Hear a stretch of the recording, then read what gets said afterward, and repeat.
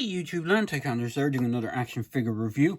Now today I'm taking a look at something that I got recently, and this is one of the latest wave of the G.I. Joe Classified series. This is actually a Target exclusive in the States, but I managed to pick this one up over here in Ireland, and it is the Gabriel Kelly aka G.I. Joe barbecue review.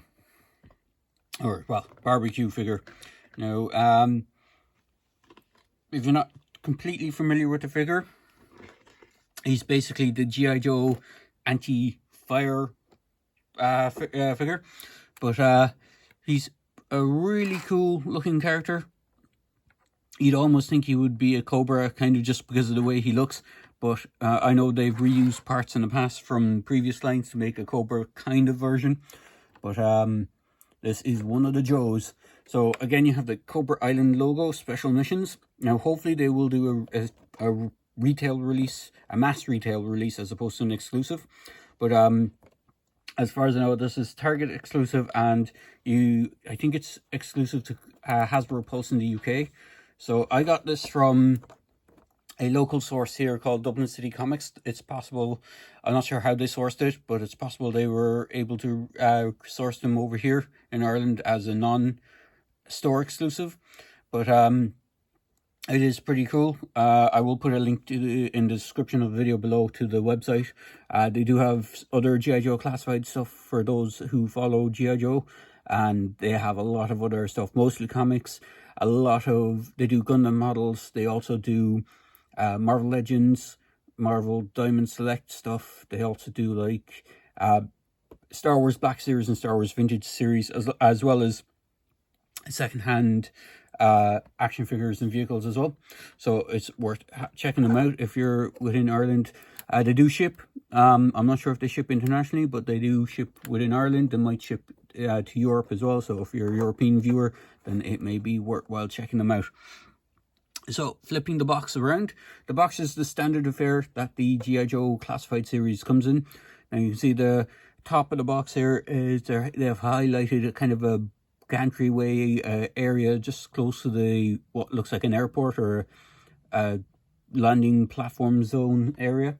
So you have that, and then the other thing that's quite interesting that they have highlighted, it's this section down here, if you can see it on screen. To those eagle-eyed G.I. Joe fans, you will notice that this is actually the Cobra Pterodrome. At least to my eyes, it looks like the top section of the Cobra Pterodrome. And if you're not familiar with what that is one of the biggest Cobra playsets that they did back in the day, back in the 80s. And between the 80s and 90s, they did a couple of very big playsets. Cobra Pterodrome being one, the USS Flag, the G.I. Joe Mobile Command Center, the G.I. Joe headquarters. It was basically Cobra's version of the G.I. Joe base, which I do have one of. It took me a while to get one several years ago, so I might do a review on that if I get to it. So on to the figure itself. So before I proceed with the figure himself, I will go on about his accessories. So he does come with a good few accessories, which isn't too bad. So he comes with a backpack that is supposed to be like a fire extinguisher style backpack with different different canisters. I'm assuming the canisters either mix together to make any anti-inflammatory, yeah, what would be the right terminology? Basically stuff for snuffing out fires. Now I'm not sure if it's supposed to be like one stuff or it kind of combines together, or you have different tanks for different styles of fire, which is possible. So, you know, like electrical fires, you have different stuff like CO fire extinguishers and water fire extinguishers and stuff like that. He comes with a really nifty looking axe, fire axe, which is based on the original figures design one. If I can just get my camera to focus on it. Come on. Let me just see if I can get the focus. There we go. So it's quite detailed. It has some silver paint apps, and it's quite detailed on both sides. Again, he comes with a larger fire axe, which is, again, nicely detailed. And getting back to the tank, now there is some assembly required when you get this guy. So his hose, which I'm not sure if you can see it there, actually has a rib design on it. So it looks like a normal hose and has connection points So if I pop off the thing, it comes separate in the box. The hose and the gun and the backpack are 3 parts that you connect together via these peg system. And so you can, there's no front or back on the peg. You can swap around the pegs, the hose, and it plugs nicely into his backpack, and it doesn't fall over. If I can get into focus, it doesn't fall off like it did with Beachhead's backpack. So it is quite nicely done. So for size, we'll bring in the old trusty tape measure. You can see he stands a little around nearly 6.5 inches. So he's actually taller than quite a lot of G.I. Joes, and there is a reasoning behind that, which I will get into once I go through the articulation. So the articulation is his arms are on a butterfly joint. It's kind of hard to see because of this web gear, but his arm does have an extra range of movement. It has a hinge, can rotate, double bend elbows. Double bend elbows. He has a swivel in the wrist, but he has vertical hinges on both hands for a change, as opposed to one being vertical and the other one being horizontal. His head is on a double ball joint, so he has one at the base of the neck and one at the base of the head, and he gets a good range of movement on the helmet and the head. Now, as I said, I do kind of hope to do a mass release version and maybe do an unhelmet head as a bonus for it, because that would be really nice. He does look cool with the helmet, but like most Joes, most of the comic book fans of G.I. Joe would recognize that he's had a unhelmeted version in the comics, as far as I'm aware. I think he does it a few times in the cartoon. I don't remember him too much in the cartoon, because I think he was in a couple of episodes, but I don't think he got a standout episode, to be fair. It's interesting, it looks like he has ammo clips on the front of his web gear, which is interesting considering he doesn't actually have a pistol of any sort or a gun that would wield it. He does have 2 holsters on the side of his legs, but he can do the splits that much. He does have that drop down leg thing, so when you do the splits you have to be kind of careful to push the leg back up. Now, I did have to heat mine up a bit as well to get to free up the movement. He has a waist swivel. He does have an ab crunch, because I know he definitely has an ab crunch because of the body that's underneath this, and I'll get into that in a second. But he has the thigh swivel, which is kind of nicely hidden by the holster, and then he has the double knee joints. He has a boot cut, and he has rocker ankles. So he is quite a good extreme measurement of articulation. So as I said, his backpack can fit his back quite nicely. His holster is designed not for a pistol, but for his fire extinguisher hose. So it fits in quite nicely onto that. His smaller hand axe, as far as I'm aware, is designed to fit on this side of his leg. And it just clips in quite nicely on that. And then the larger one, and I'm pretty sure this is the way it's supposed to be. I don't think it's the other way around, because it looks silly if he had a huge fire axe hanging off the side of his leg. Can clip into his back.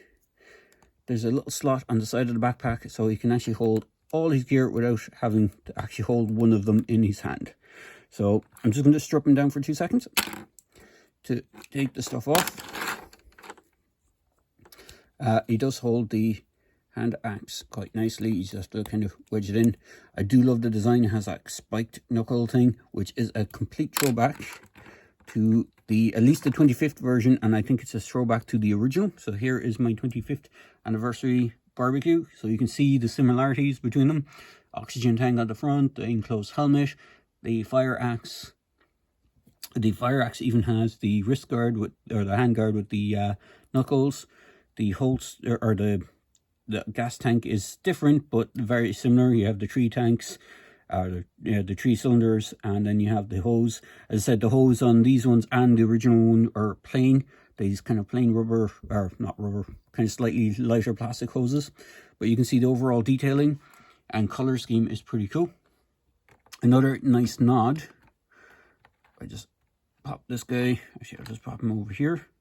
is that on his shoulder pad he has the same symbol that, or a similar symbol to what the smaller one has, the 3 3/4 inch or the 4 inch one has on his shoulder. He has like this kind of, I think it's supposed to be a fire, like a, I'm not quite sure what it is actually, but I think it's supposed to indicate like a safety, fire safety kind of symbol, but he does have that.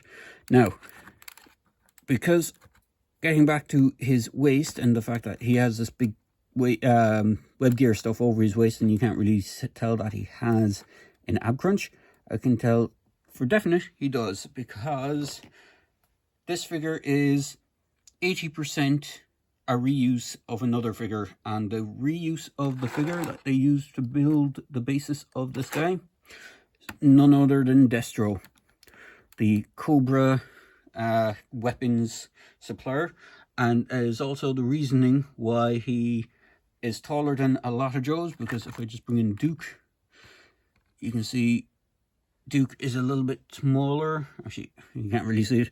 If I put him side to side,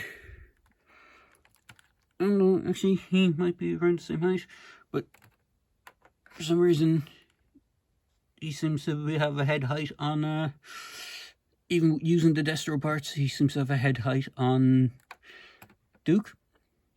Not sure why that is. I always thought Destro was a taller figure. He's maybe a smidge taller. It's possible the helmet gives him an extra, even more height. But everything on this guy is a reuse. Just move the arm out of the way. Is a reuse of the Destro figure. So you can see from the legs, even the waist section is the same. And I did move the web gear a tiny bit, and you can actually see this ribbing part underneath it. So from the entire torso to the legs is a reuse of Destro, and hence why he should have an ab crunch, because it's a reuse of this body, but he doesn't. The arms, neck and head are new, so that's why I said it is a 80% reuse of a previous figure. He does have peg holes on the bottom of the feet, so if you have stands, you can that will fit most figures. He should be able to stand on that. But overall, he's a really cool looking figure. If he would stand up, would be nice. And so just for extra size comparisons, I'll bring in Mr. Roadblock, the first version Roadblock, Duke, as he was standing next to me, and just for a few non-G.I. Joe figures, here he is with the the John Walker US agent or Cap figure. And from a Star Wars standpoint, we'll bring in a good old trusty Stormtrooper. This is the first gen Stormtrooper, so it doesn't have the newer style articulation. For some reason, most Stormtroopers seem to be on the little short side. So there you go, guys. I hope you enjoyed this quick video review of the barbecue figure. It is a really cool figure. Now, I'm not sure how easy it is to obtain in the States.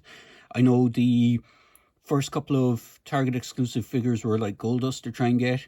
I think Hasbro may have resolved that issue a bit. I'm not sure, to be honest, if they've resolved the supply and demand issue with most figures, but hopefully they did. And I do recommend picking him up. If not, there might be a mass release. I'm hoping there will be a mass release figure for him. So far, the exclusives that we've gotten is Beachhead. Or at least the Target exclusives that we've gotten are Beachhead, Firefly, the Viper, Baroness, and Cobra Trooper. There was a Roadblock as well. But like out of all of them, Roadblock has at least 3 iterations. Cobra Trooper has 2, so there is a mass release version of the Cobra Trooper. The only ones that have not yet gotten any mass release kind of stuff is the named characters, which is a shame, like Baroness, Firefly, and Beachhead, but hopefully they will do a general mass release versions of them as well. So there you go, guys. I hope you enjoyed this video review, and I try to keep the video as short and sweet as possible. So as always, please feel free to like, comment, and subscribe to my videos. Cheers, guys.